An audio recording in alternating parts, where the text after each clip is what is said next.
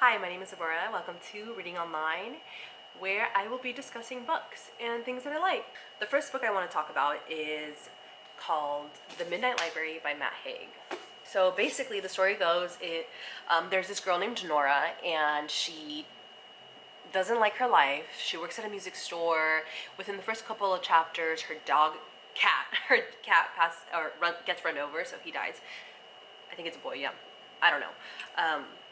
But that day she goes home and she decides, like, okay, I think I want to end my life.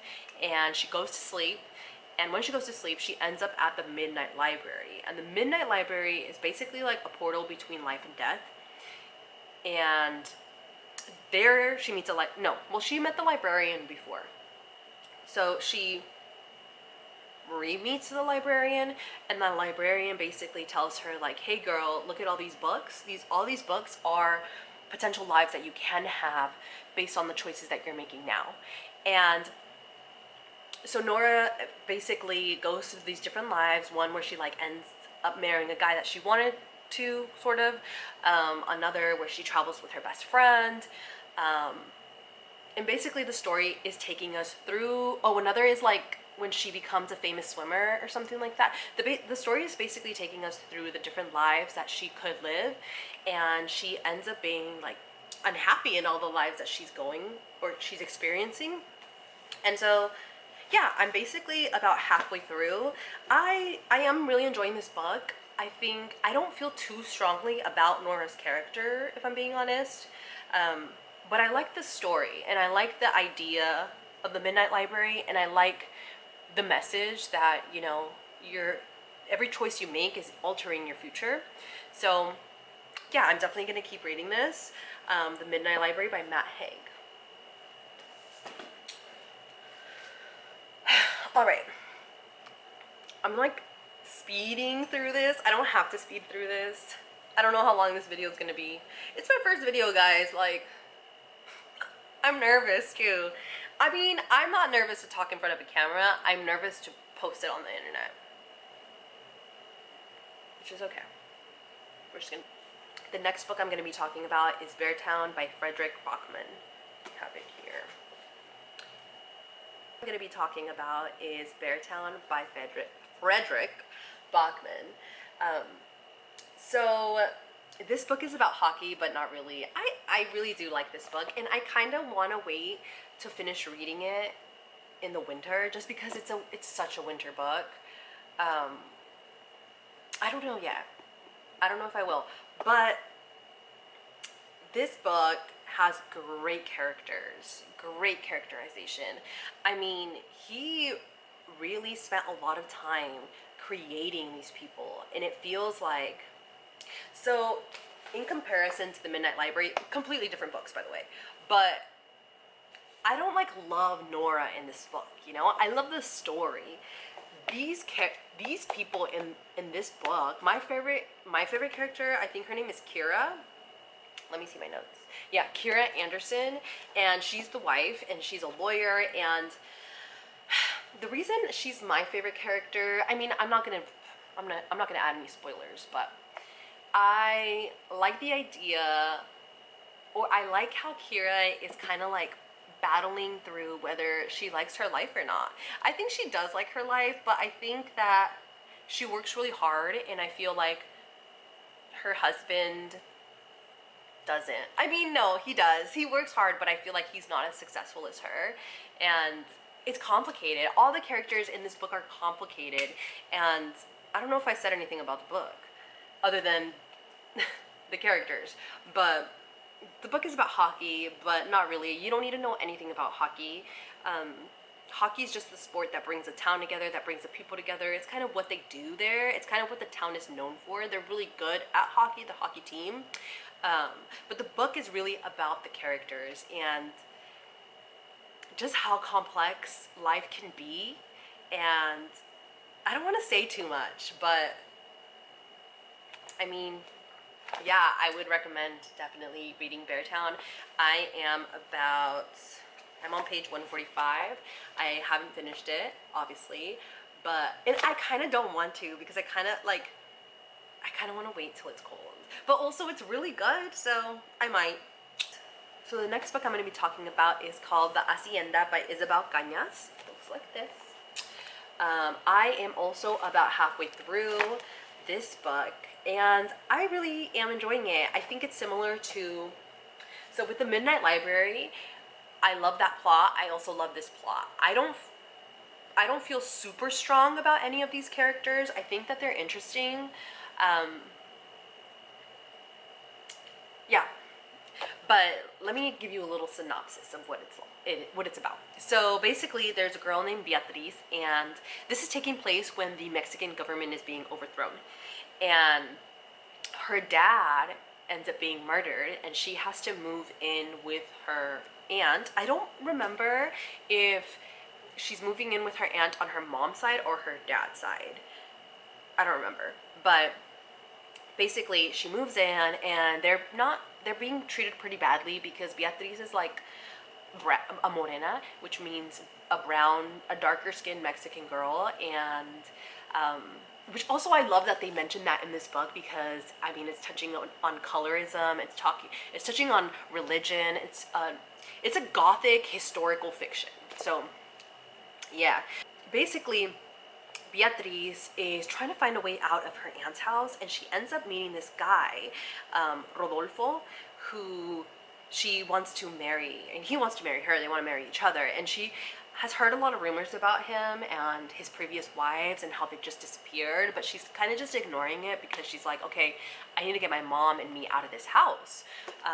So she ends up marrying him, and she moves into his estate, and I mean, like, I can imagine, but I can just imagine, if you are, yeah, I can just imagine a beautiful estate, huge estate, and like colors of orange and green, and that's what I see in my mind. And I went on Pinterest and started looking up like different Mexican estates just because I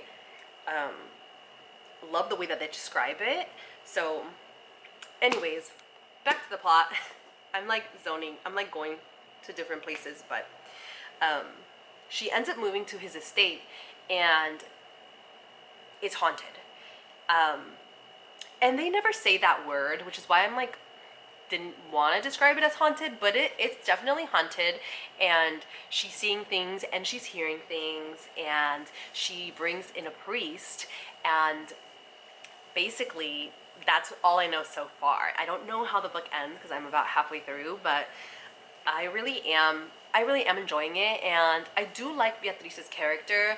Again, I don't feel super strong about it, but about her, but I think it's tough because like she married this man just because she wanted, you know, safety, and thankfully we as women are not in that position anymore. But I don't know, I don't want to say it's honorable because I don't recommend doing, I don't condone, I wouldn't support that.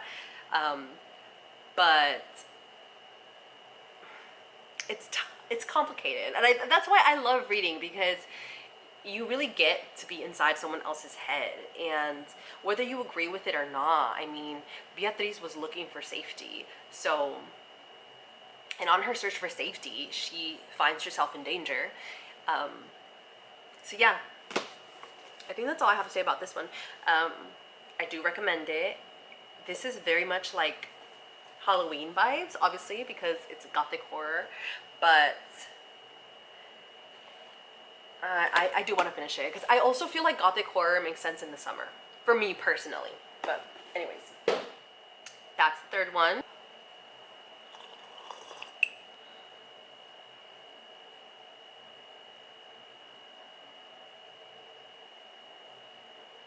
I just moved my camera because this is my first video, guys. Please bear with me, okay? Alright, last book I want to talk about is, I just started it yesterday, actually. Antes de Ser Libres by Julia Alvarez. And this book is in Spanish, and it's definitely humbling for me because although I do speak Spanish, I'm much more advanced in English. Well, I speak and I write in Spanish, but I'm also an English teacher, so that's a side note. I'm gonna talk about that more in a second. But basically, this book follows this girl who flees the Dominican Republic during Trujillo's dictatorship. And honestly, I don't know much about that historically, and I will be looking into it now because I started this book. But the first scene is about this girl and her cousin. I think it's her cousin, and they've already came to the United States. And um, it's a scene in a classroom. So this is where like my teacher hat came on, because I'm like, what? It's a scene in a classroom, and it's Thanksgiving, and the teacher has made the two Dominican girls in the class be the Native Americans, and they're basically like reenacting Thanksgiving. And I just like, that's just so weird to me. Personally, I would never do anything like that in my classroom, but I can just tell based off what I've read so far that the book definitely is emotional and tense, and it feels personal. It feels personal in the interactions between the kids and the parents. So yeah, I mean, I feel like this one is going to take me some time because I am pausing and looking into a lot of words, because the way I was taught Spanish, it was not, well, I don't want to say not academically, because obviously I learned how to read and write it, but I stopped in maybe